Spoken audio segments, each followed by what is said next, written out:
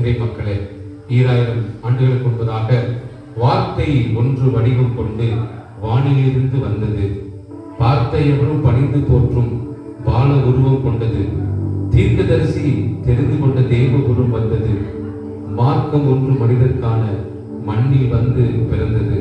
அது ஒளியாக, அது வழியாக, அது நித்திய ஜீவனாக நம்முடைய மத்தியில் இருக்கிறது. அதை குறித்து ஒரு பாடலை கிறிஸ்துமஸ் நாளிலே பாடலாமா?